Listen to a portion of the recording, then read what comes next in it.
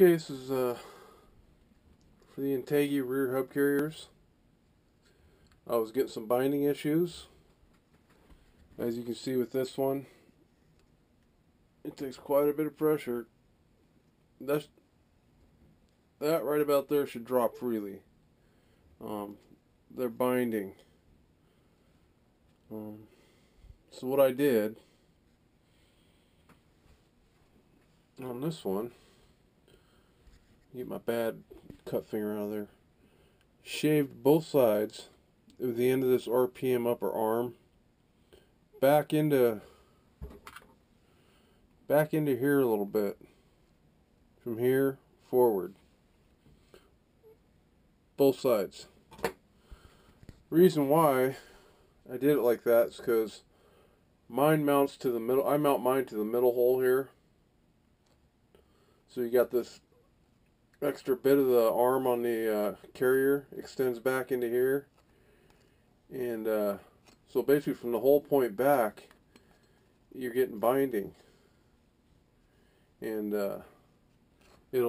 it's bad enough. I mean, it's taking some force to get that thing to move.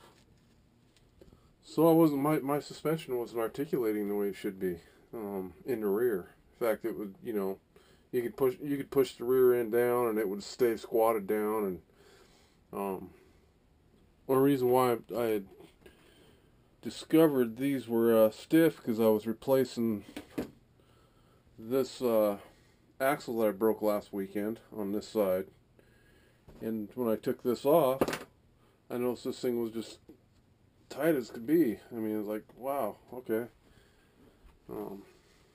Which of course, in that series of videos, this shock kept popping off over this screw. I'm sure that probably doesn't have anything to do with it, but I'm just going to fix that by putting a washer over this screw right here. But back to these carriers, I'm going to put this on real quick and show you how it floats freely now. Hopefully you guys can see that. This might be better. Wow, you guys will be able to see that.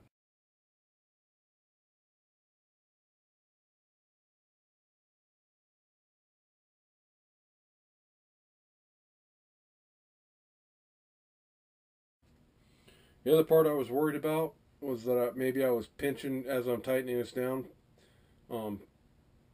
pinching this in, the actual metal, squeezing it together.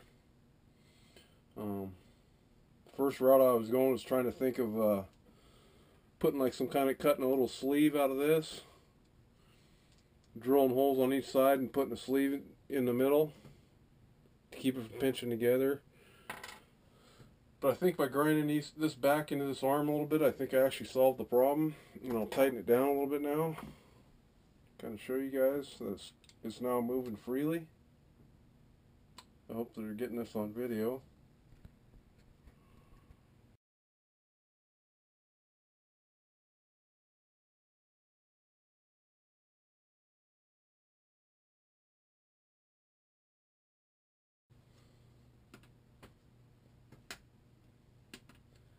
That's how it should be.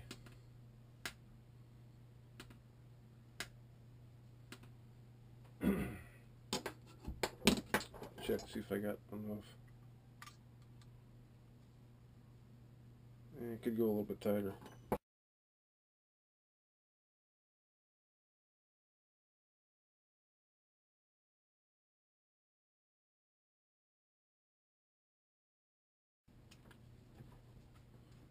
There it is. I'm happy with that.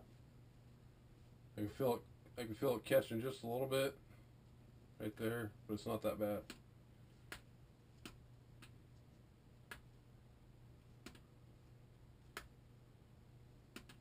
So somehow I think still, when we're tightening this down a little bit, these 2 points are getting pinched in just a little bit. So you gotta adjust that just to where it isn't.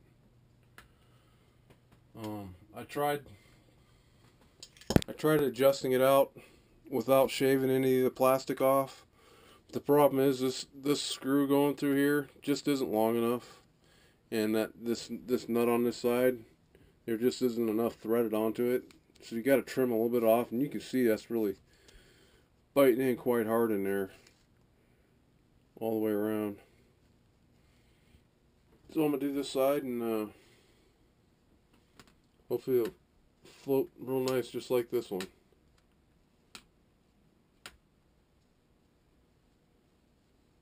I'm happy with that. I could back it out just a little bit more, but that doesn't bother me that much. That's not binding like this is. This is really binding. I mean, it's taking a lot of pressure to get that to turn. So anyways, and this is just with the RPM arms. I haven't tried this with the stock arms. It might be a different story with the stock arms. And I mean, like I said, I got my screw set in the middle. It'd probably be even worse if I was set all the way back to this point. This hole here.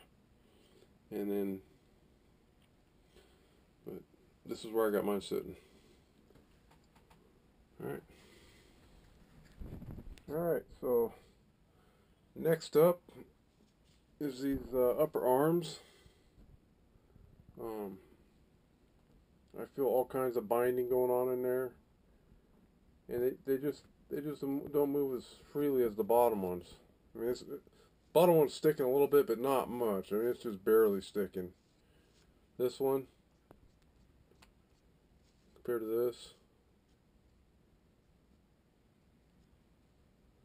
that's sticking pretty good. So, once again, strong suspicion we're going to have to just grind some plastic off of these RPM arms. And as you can see, it's pretty tight in there.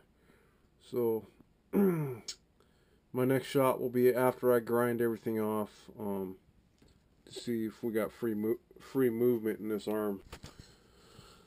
Okay, so the problem with these RPM up arms seems to be twofold problem. Set the camera here real quick. For one, you're getting binding on the ends, both ends, and a little bit in the middle. Alright? So I ground these down a little bit, both sides. The next spot I'm getting, and I don't know if you can see this on this arm, this is kind of wore down here and here.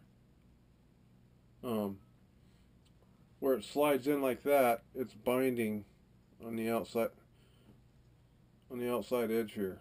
Where it slides in, these two outside edges.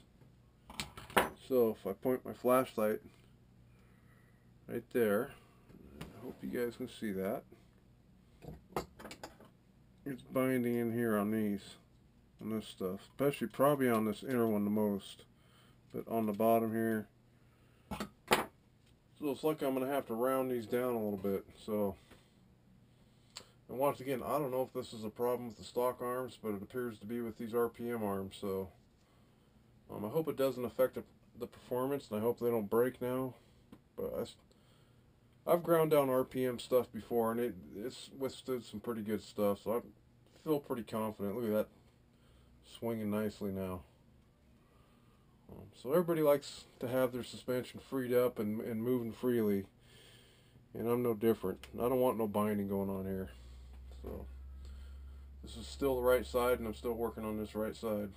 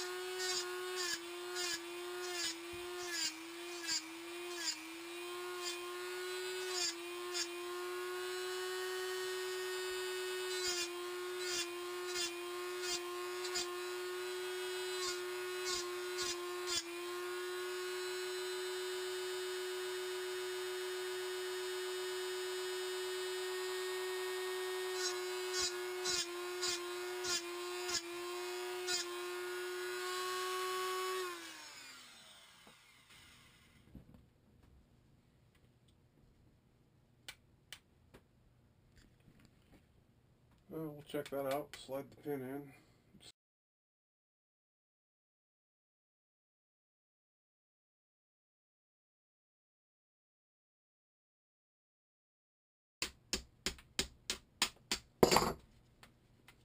Oh, that's much better. Oh yeah. Look at that. We got free moving suspension arms. So we'll call that a done deal. Trim both, trim this side, this side, this side, this side, just down a little bit, and then round out the ends a little bit more. And it should be golden. Now you can see where we got free movement. That's good. This side, not so much. So we'll do this one next.